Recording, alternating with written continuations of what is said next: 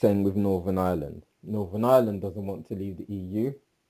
The majority of them chose to remain in the EU, but now they have to leave because we're leaving. So they're thinking of joining, or Sinn Féin is saying, okay, let's join or unite the whole of Ireland, and England can fuck off. You've got London, majority of London voted to remain in the EU.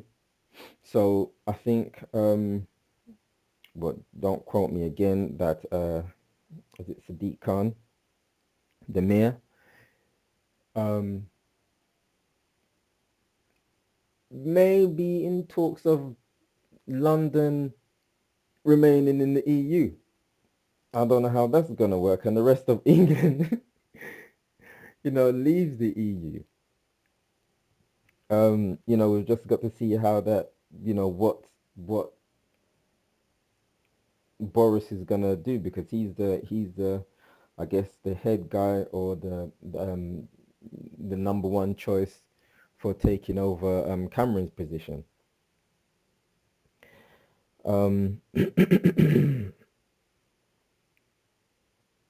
You've got all these racist people coming out now saying, we've got our country back, whatever that means.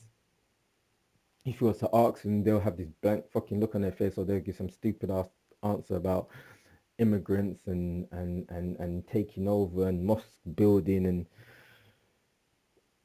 there was an Asian woman, she was verbally assaulted.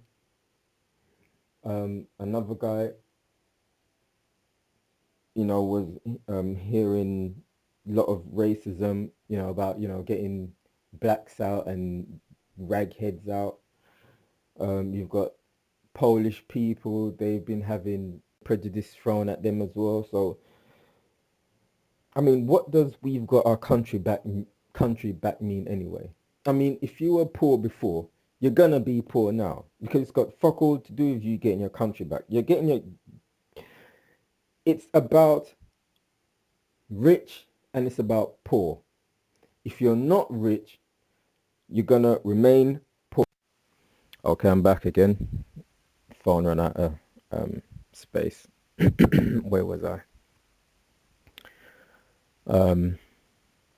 Yeah, what does "we've got our country back" mean? If you think that your life is going to be any better because we've left the EU, it's not. Being working class, I don't think there's going to even be more opportunities, because it's about rich and poor. If you were poor before, you're going to be fucking poor now. Number one, get that in your head. The whole purpose of joining the EU was to make it better for those who make policies, those who are in government, those who already have money, make it easier for them to earn money, but not having to deal with bureaucracy. Now, they gave you all of that bullshit about fucking after World War One or World War Two, all Europe can come together and we won't have any more wars anymore. But obviously it's bullshit, because you have different countries, different cultures, and you have a small group of people trying to force all these different countries together, who have different cultures, different language, different views, different habits, different ways of doing things, different currencies, and you want to bring them all together into one big pot, and it's not going to work. Whether you have citizens of these countries that are from different ethnic backgrounds, or they're all one race, as meaning they are all white, you still have differences, and it's those differences that they should have focused on and took their time in trying to make this whole thing work, instead of like what they always do: we know what's good for you, you lot are just mindless workers and do as what we say. Now, the phrase "we've got our country back," all you've done is move the decision making from Brussels to here. Now, there's no reason why the UK can't keep some of the laws that was made by the EU, and that we've all been accustomed to. For example, if anything happens and you feel that there's been some injustice, you can't go to the European courts to get a verdict overturned. You have to just live with it. There's going to be no more maternity leave. I mean, but if maternity leave and um, studying abroad or um, um, going on your holidays was the reason that you voted to leave, I mean, to remain in the EU, then I'm glad you lost, because to me, that's not a good enough reason.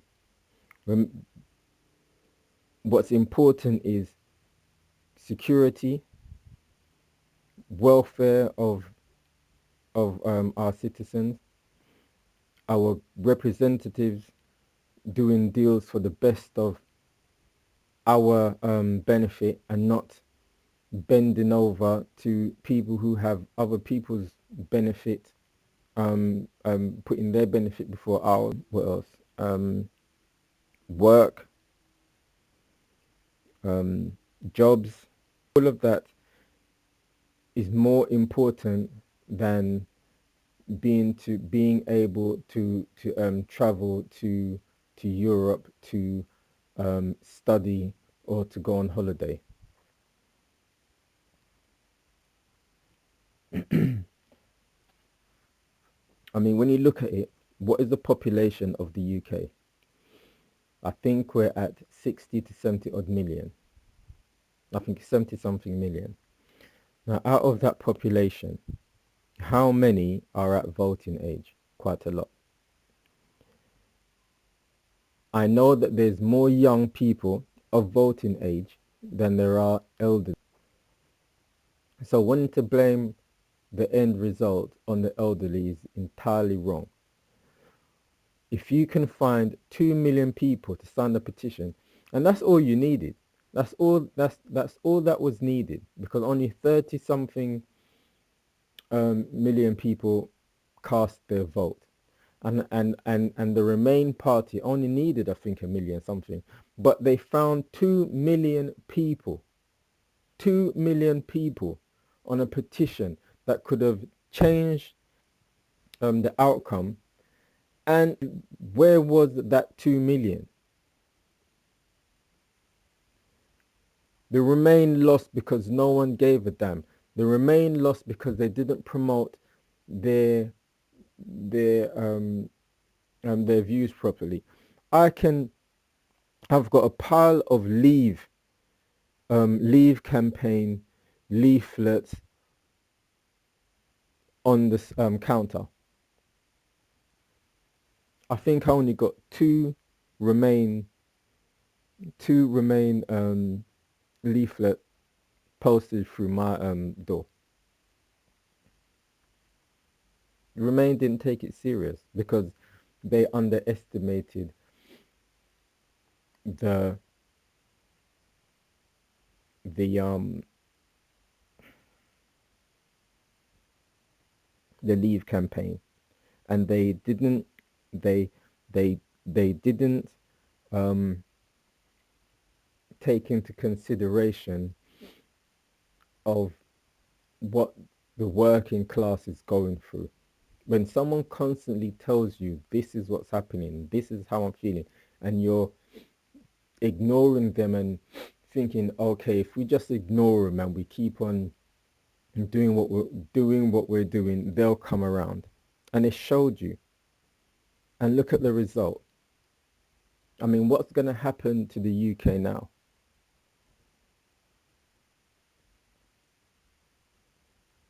If they let us back in, we are going to be the bitch of Europe. I mean, there is nothing that we won't have any sway whatsoever. It's whatever goes, whatever rule is laid out, we just have to accept it and say, okay. America, I was watching CNBC. America, they're like, no, it wasn't CNBC. It was, what was it? It was, I think it was the BBC. Yeah, it was the BBC News. And they had a American woman on there. I can't remember what her role was, but she's saying, well, you know, the pound's dropped, so it will be good for us to export because it won't cost as much, but it'll be bad for us to to import because we'll have to pay a lot more, and then they're going to pass all of that on to the population. But looking at trade, she said China's more important than the UK. Now all that is left, I mean, we still have a chance because we are a resilient group of people, regardless of what color. At the end of the day, we're all British. And we're going to have to start producing. We're going to have to start manufacturing a lot more, whether it's tools, whether it's clothes, whether it's machinery, chemicals, whatever we need. We're going to have to tighten our belts and start producing what we need here and exporting it. We're a great nation. We know what to do. We know how to do it. We're going to have to buy British, support British, build up our industry, because we're not going to have the backing of the EU anymore. HSBC, they said if we leave the single market, they're going to be moving 1,000 jobs to Paris. We already got that. There's talk in JP Morgan about doing the same thing. I mean, all we do here is services. That is our main source of income. And now it can't be like that anymore. And for the black community, we definitely gonna have to start, that self-employment. Stop looking for work and start becoming self-employed. And some people say it's not about color. It will always be about color. It will always be about race. When I voted, I have to vote being a Brit, what's best for Britain, and what's best for me being black and British.